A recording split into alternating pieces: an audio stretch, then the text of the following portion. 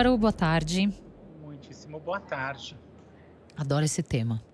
Adoro temas que são amplos e permitem 50.000 abordagens. A gente vai falar sobre felicidade hoje. Permite, né? Umas 50.000 aproximadamente? Número indefinido. Bom, tá todo mundo atrás de alguma coisa, né, Álvaro? Que talvez possa ser o símbolo da felicidade para cada um. Corremos. Alguns chegam lá, outros não. A gente às vezes falha, às vezes desiste. Mas quando as coisas dão certo, dá uma sensação, né? Uma sensação que algumas pessoas podem chamar de contentamento, outras de satisfação, outras de felicidade. A gente fica eufórico e quando essas coisas dão errado, a gente fica, obviamente, triste, frustrado.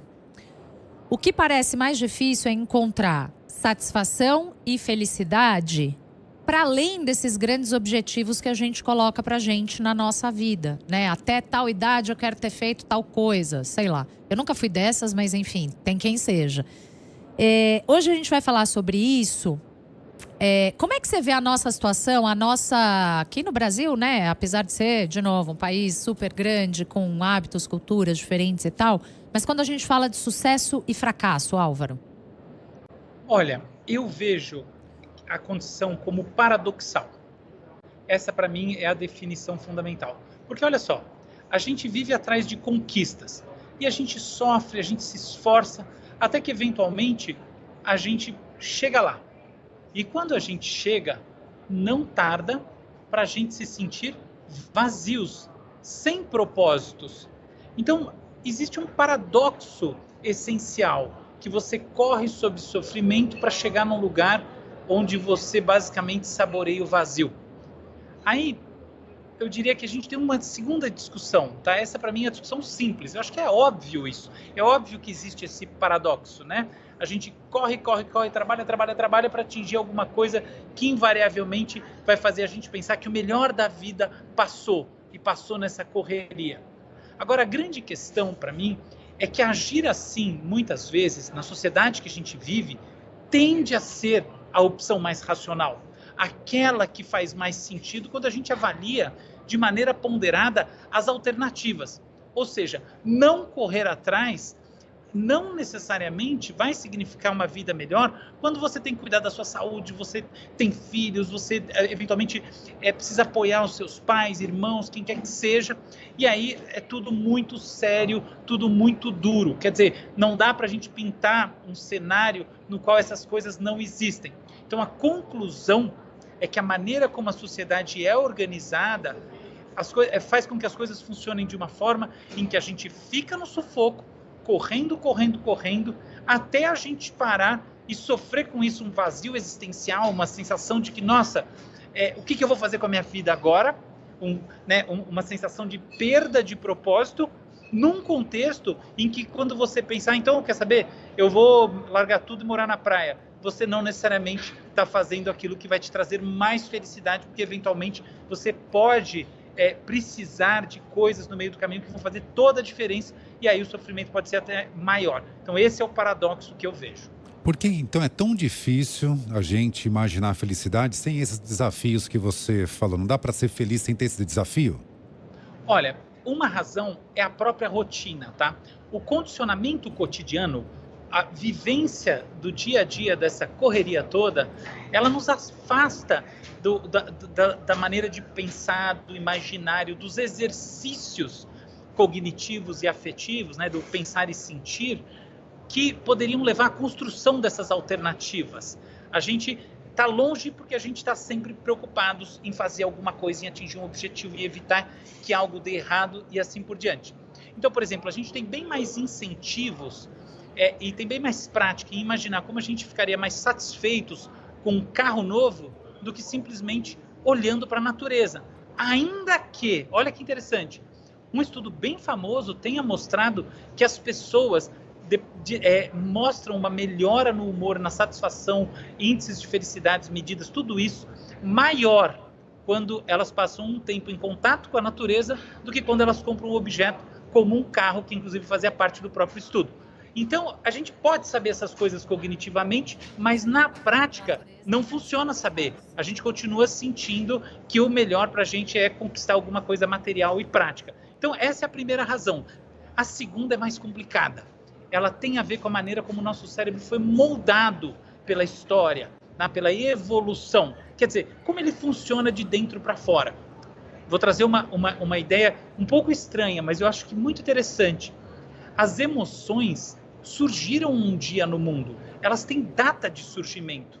Veja, primeiro existiram seres vivos que não tinham emoções. Eles não tinham estruturas cognitivas, eles não tinham um sistema nervoso organizado que permitisse isso. Depois surgiram os seres vivos com emoções. O que separou os dois tipos? O que separou foram as vantagens adaptativas, as vantagens para a sobrevivência dessas emoções. E aí a gente pensa aí dentro desse espectro de emoções dos sentimentos positivos. Veja, os sentimentos positivos levam a gente a memorizar os comportamentos que ajudam a gente a se manter vivos, ajudam a gente a seguir em frente. Quer dizer, os sentimentos positivos têm como propósito resolver desafios. Aí é difícil a gente pensar situações que a gente fica feliz, que a gente tem sentimentos positivos sem os desafios, porque justamente na nossa história as duas coisas estão conectadas. Felicidade, para além de propósitos e desafios, no contato com o mundo, é uma coisa muito cultural, muito humana, muito sutil, difícil de ser atingida, não é algo que é natural para a gente. Esse é o segundo ponto e eu acho que o maior de todos. É preciso uma educação emocional para a gente ser feliz assim. Muito legal isso mesmo. A gente pode dizer então que existe um limite biológico para a nossa capacidade de ser feliz no dia a dia, sem ter que matar um leão por dia para ter essa sensação. Sim e não. Eu diria que existe um limite biológico para o quanto isso é fácil. Evidentemente que todo mundo conhece alguém que parece mais conectado com algo que não é muito prático e faz essa pessoa ser admirável em algum nível que a gente associa a felicidade, mais do que a gente. Sempre tem aquela pessoa que fala, pô, que legal, esse cara aqui, essa moça aqui, ela tira uma satisfação de algo que parece que eu nem sei o que parece que é simplesmente de estar aqui vivo ou viva. Você entra no Uber e a pessoa troca uma ideia diferente com você, você fala, que bacana, que coisa bonita. Todo mundo já viu isso.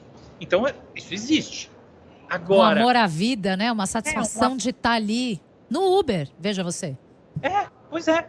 Tem muito isso. Mas não é fácil. Não dá para pensar que essa é uma coisa que vem por osmose. É fácil a gente olhar as coisas que as outras pessoas fazem de extraordinário e achar que não tem uma inteligência nelas. Mas tem. E essa daqui exige uma das competências mais sofisticadas, que é da visão das coisas, é um ângulo que você vai para além do ganhar e do perder e que você parece que se sente valorizando o dia a dia que você está vivendo. E não tem nada a ver com positividade tóxica, essa coisa de não tem nada a ver, é outra coisa, né, Álvaro?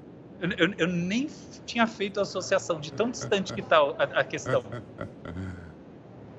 Agora, isso que você fala parece muito adequado para quem é, por exemplo, aposentado, está para se aposentar. Faz sentido? Claro que sim, porque justamente a aposentadoria é esse momento em que você correu e chegou lá, pelo menos do ponto de vista formal, né? Do ponto de vista do desenho institucional, quer dizer, de como as coisas funcionam na sociedade a partir das regras estabelecidas. Você tem direito a um descanso. Pode ser muito mal pago, né? Vamos ser bem sinceros. É muito mal pago, mas você tem direito a esse descanso. E o que acontece na grande maioria dos casos é a emergência, o surgimento de um vazio existencial. O que eu vou fazer com a minha vida agora? Então, qual que é a importância dessas perspectivas? É você pensar antes. Você falar, olha, se tem uma coisa que eu preciso desenvolver em mim mesmo conforme os anos passam, é a capacidade de ser feliz sem precisar estar na correria. Se eu não tiver essa habilidade, eu vou me dar mal. Nossa, esse é o jeito mais fácil de estar feliz. Então, pelo menos pra mim não é, Fê? Quando você tá na correria, na loucura do dia a dia, com um monte de problema pra resolver, que a vida adulta nada mais é do que um bando de coisa pra resolver, né? Você acorda e vai resolvendo coisa. Quando você não tá na correria, é muito mais fácil ser feliz, se sentir satisfeito, em paz e tal. Então, o paradoxo é que é muito mais fácil para pessoas como você, que são pessoas que estão no grupo das pessoas que desenvolveram uma visão diferenciada, que valorizam o momento a momento. Para quem está momento a momento tenso, estressado, preocupado em chegar lá, preocupado em simplesmente atingir algo ou evitar uma grande bucha, aí não. E eu diria que, assim, estatisticamente, o que a gente vê do ponto de vista de números e também o que se vê em consultórios e tudo mais, é a total predominância desse perfil existencial em que você vai do correr, seja para atingir ou evitar o pior, para o vazio existencial. E aí qual que é a mensagem? Antes de você chegar no vazio existencial, é importante pensar, nós devemos criar de maneira intencional as nossas relações positivas com a realidade aqui e agora, porque senão lá na frente, quando você não tiver que chegar na empresa no horário, não tiver que dar sua aula, não tiver que fazer as coisas que hoje em dia motivam o seu dia, você continue ou se sinta ainda mais na plenitude. Quem vai devagar chega primeiro? Ah, que legal. É uma boa fala. Álvaro, como é que a gente pode amarrar essa conversa com perfis tão diferentes traçados por você aqui no lidar com essas emoções de satisfação, de contentamento, de felicidade? Eu acho que é o seguinte, para começar, eu preciso colocar uma coisinha muito curiosa também, tal como a ideia de que emoções um dia surgiram no planeta e a gente veio nessa herança, tem uma outra ideia que parece anti-intuitiva, mas ela é muito intuitiva depois que a gente para pensar sobre ela. Grande parte, ou a quase totalidade dos traços humanos, eles estão distribuídos na população como aquela curva do sino. O que quer dizer isso?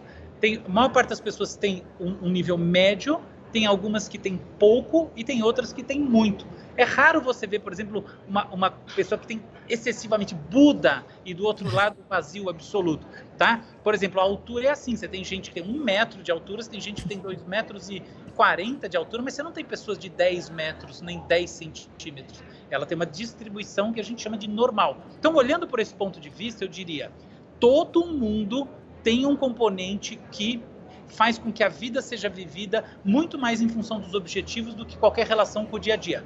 Tem gente que tem muito isso. Se a pessoa não está atingindo alguma coisa, tipo a lógica do mercado financeiro. Se eu não ganhei hoje na bolsa, eu não estou feliz.